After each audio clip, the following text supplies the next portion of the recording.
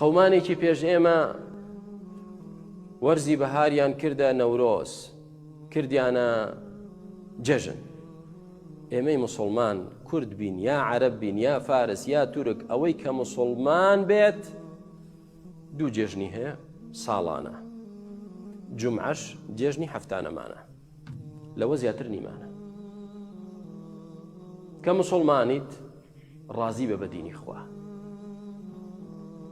هەر شتێک لەو سەر و لەو سەری دنیا ڕوویدا مەیکە جێژنی خۆت و تێبگە مانای جێژن یعنی چی. لە ئیسلامدا جێژن مانایەکی گەورەی هەیە براکەم. ئەوە نیە وڵات دوو کەس شەڕیان کردو یەکێکیان سەرکەوت بەسەرەوەی تریاندا ئەوە جێژنی ئێمەیە.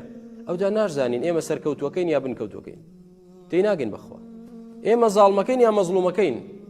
وەرە بڕۆ ئێران و بڵێ ئێمە خاوەنی کاوەین، ئێمە خاوەنی ئەوەین کە زاڵمی لە ناو برد، ئێوە زاڵم بوون، هەر لە دمت دەدەن.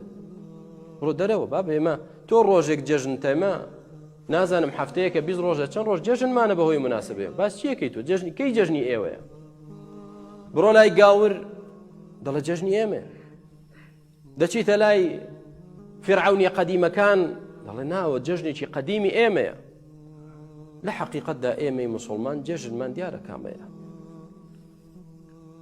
بۆیە براکانم با خۆمان نەخەڵەتێنین و بە ناوی کوردایەتیشەوە نەمان خەڵەتێن و نەمان گەوجێنن.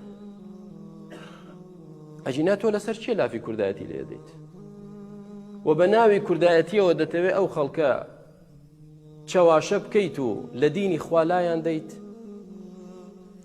ڕۆژێکیان بۆ زەخکەیتەوە کە ئەمە جەژنی ئێمەیە.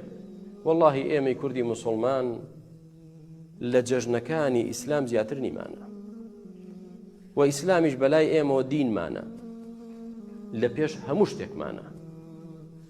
کە بیرمان لەوە کردەوە دەبینین پاش ماوەیەکی تر ئەها دوو مانگێکی تر بەهار نەما و کۆتایی هات، بەهاری ژیانی تۆش کۆتایی دێت.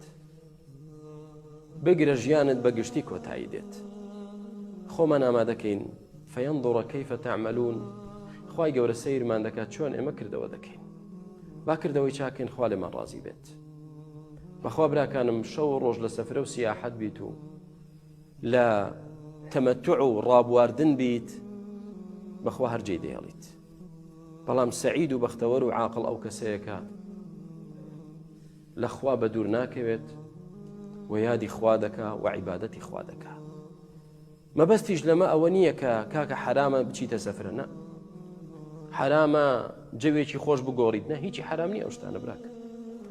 بەڵام کاتێک کە تەمەتوعێک دەکەی، بۆ سەفرەیەک دەڕۆی، جەوێک دەگۆڕی، بۆ شوێنێک دەچیت، وا مەزانە لەوێ خوا ناتبینێت، وا مەزانە خوای گەورە لەوێ ئاگای لێت نییە، وا مەزانە کە چوویتە سەفرە عیبادەت و واجبات و فەرزت لەسەر نەماوە، وا مەزانە لەوێ حرامەکانت بۆ حەڵاڵ دەبن.